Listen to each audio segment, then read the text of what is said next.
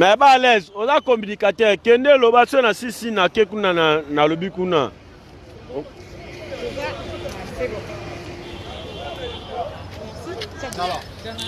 Question boya. Sikoyo. Toza peka na limité. Toye kosala peka ba réaction sur makambo lekana ki lobby na Assemblée nationale. Bino position na bino ezani. Oui, merci Mopandi Sango. Makambu Oyo et Salamagi dans l'Assemblée nationale, ils ont des députés, ils ont des électeurs, il y a population. Né, vie cahier de charges na bango, vie règlement d'ordre intérieur na bango, il y a palais du peuple. Ndenge basali pétition na bango. Donc né, les vice-présidents Jean-Marc Kabundi, le premier vice-président Jean-Marc Kabundi. Donc juste biso toza la population, biso né toza base. Base biso IDPS, biso force du progrès, biso tolobi était clair. Démocratie et salami, il y a eu un état de droit. État de droit et salami au chef de l'état lobaki, liberté d'expression, ba député basali pétition na bango, ba longoli muto bali kolongola. Vi poste wana oyo ya premier vice-président, eza poste ya IDPS. IDPS a koluka susu mutu kombo ya mutu oya rotinda pour remplacer na kati ya poste wana. Lelo biso tozali a na kati ya limité, trouble ezate. Tolingi mamba trouble te, vi toza en confinement, tolingi problème te. Oyo nyo surtout alingi kosala ba trouble, oyo aza un individu akene na palais du peuple. Palais du peuple eza wana bisika o ba destituer mutu na bango Jean-Marc Kabundi. Biso toza batu ya IDPS, biso toza base, biso toza force du progrès, toza concerné te na makambu wana. Nous c'est l'IDPS, biso tolingi kimia eza na kati ya mboka, président de la République, ne aza numéro 1 ya ba institution nyonso tu. Siko pona nini te bino nyonso na parti boloba munoko moko bo soutenir Jean-Marc Kabundi. Pona nini faut ba mususu ba sepela te. Munoko moko otoyi ko soutenir eza mutu nyonso tu o arose à la même morale na population na base. Donc OEP a la même morale na collaboration na chef de l'État, son excellence Félix Antoine Tshisekedi. Nous le peuple congolais, na lolenge o tozali awa, biso toza ko s'abstenir na décision ya chef de l'État, nenge toza na ta d'urgence, nenge toza na confinement, nde toyoki message ya chef de l'État, balobi ete dispersion nini entroupement ya 20 personnes te, ndomoni biso toza na biso na base na biso bisika tozalara. Tolingi trouble te, tolingi kimia ezala na mboka, tolingi ete mutu na mutu a exercer ba fonction na e oyo elongo bani o epesa melie. Donc la vie continue. Ce n'est pas aussi la fin du monde, la vie aussi continue. Donc atikali député simple a ke négocier na parlement, IDPS azana mutu a rotinda kombo po bavandisa ye lisusu na ebonga wana. Poza déjà na bateau ba ko remplacer Jean-Marc Kabundi. Oh, mais IDPS est parti à Mounene, IDPS est parti politique à Mounene, IDPS est machine politique à Mounene. Est-ce que IDPS est côté la motema d'un individu mutukombo moko? Jamais. IDPS est côté là un individu komboté. Vi nandenga tozalaki na papa Etienne Tshisekedi wa Mulumba comme papa Nabiso, Koko Nabiso, mokonzi ya IDPS numéro 1 ya IDPS. L'air akufaki batebele basekaki biso me babosana giteke. Nzambe tozaki na Josué na biso oyo lelo avani na trône le haut sommet son excellence Félix Antoine Tshisekedi comme président de la République. Donc la vie aussi continue. Babi soki mutu moko azate batu mususu bako remplacer poste wana ezali. Nani mususu oloba? Mai. Tombona. Gabi. Noko boni. Comment on a Patrick? Mais situation elle est qui na parlement lobby bomoni onde. Bon, situation elle est qui na parlement. C'est normal. C'est normal que ce soit normal. C'est normal ko asalaki mabe balongoli le commissaire à poste na biso ya IDPS. C'est poste o ya biso moko IDPS. Yango biso moko IDPS toko cha mutu. Mama toko cha mutu. Tozala ba cadre na IDPS ya makasi koleka même yé. Koleka yé. Tozala problème na Kabundi pona nini bokabwani boy. Mama tozala bokabwani te. Soki tokabwana même ngolo Kisekedi akufaka ifala to panzana. Tokabwana te. Lokola yenda na bezo tokabwana.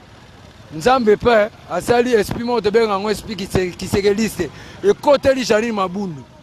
Janine Mabundu alongoli ye ape tolongole oyebi tobeta yango evapo nde pa yao permanence ya libanda zozomona tokanga permanence ya fongole eza ya ye te ekomi sikoyo makambo ya rando mama yo abenga biso bafoayu ti yo obwaka bafoayu otisundeli bango na balabala lelo bafoayu wana babundelo Janine Mabundu abasala eloko wana auti kokutana chef de l'État. C'est ça. Oye ya kinga na yo toyebi te. Mais tosengi kimia ekota na limeto mobule ko salama te. Mobule ko salama te. Wa koluka mobulu biso moto ko beta yesinga fimbo eza CPI. Ndaba ke wana biso kombo soto sio na balabala. Mabe na biso. Tolingi mobulu te président boy des autres. Fatie mo boy batu batumba pine. Wa ko tumba pine ko kuta na biso. Bakende basala ma parlement eza kuna. Atinda batu bacha bafungola na paye di peuple. Awa te oza ndako papa la biso sombela biso. Via tika biso. So yaninga sama kamuna e décision finale nezali. Abenga bana décision finale wana. Batumba tali boso ya pia décision finale. Awa te limete te. Limete to boy marambo biso ba voyou. To linga te voyou muso sa désordre. Ba voyou ya finga biso. To boy na biso ki voyou ye monda linga sa voyou pe na moment au coronavirus. Ils ont frappé. Le président boy. Président boy. Noko. Maman. Ezande ni pona ni ko soutenir Jean-Marc Kabunda. Biso marambwana force du progrès na IDPS. To soutenir Jean-Marc Kabunda mamwate. Biso to tinda gieta ke négocier. Poste on va pesa que premier vice-président de l'Assemblée. Hier mutakwa isela biso mamba sénateur. Pour le loyer azane sikana yango biso force du progrès IDPS to soutenir mamna été. Nenga négocier ki poste na ndenge na ye asuka nango bongo. Anégligera biso base finga biso ba voyou. Mais ba pesa cheval on passe comme les alliés IDPS. Yango abenga bata décision finale hein. Basa mama biso on sa mobulu. Libosa permanence biso force pour neutraliser bango. To boy mama mobulu a.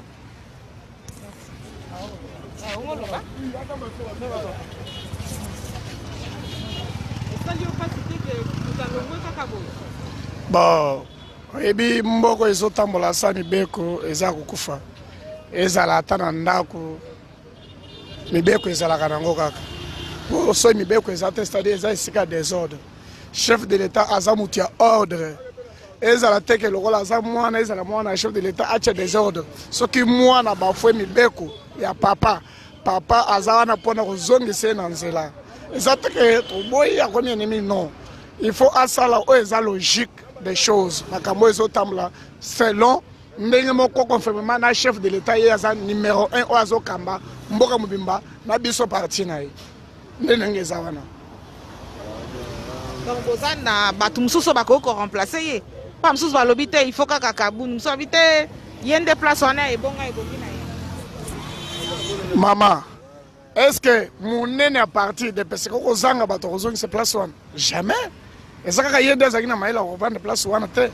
Des fois kolonga bazongisa pe mutu mususu. Et ça kaka bakovanda bakosola koseje nani bakozongisa place wana. Bato baza ebele. Bato baza ebele bakozongisa ka mutu mususu. Na conformément oya bongi vraiment que akoko kende vraiment atambwisa makambo ndenge sengeli etambola na idée moko oyo kosepelisa mboka pour président na biso souci na ye eza ke o nyonso akotravaille na ye azala na souci d'abord ya peuple osoloka ozala nango le peuple d'abord papa tikela biso siko yo ozosala en dehors ya peuple ozosala mpona intérêt ya yo moko wana ata biso moko tokolongola tokobwakisa nde ndenge ezali.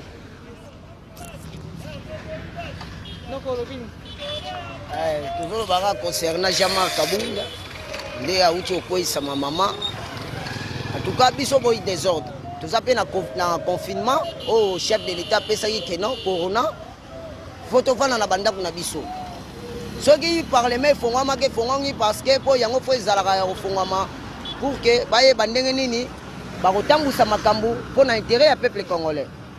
Mais lelo oyo ndeko Kabunda auti kokweyisama na parlement alingi asala eloko oyo eza interdit na vis-à-vis ya période oyo tozala oyo babengi confinement COVID-19 au chef de l'État pekisaki kosangana plus de 20 personnes.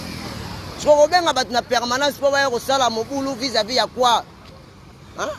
Biso boy mutu moko te, même biso di progrès tokendaka na permanence te pona okende kosangana na réunion quelconque. C'est-à-dire que toboyi na biso makambo.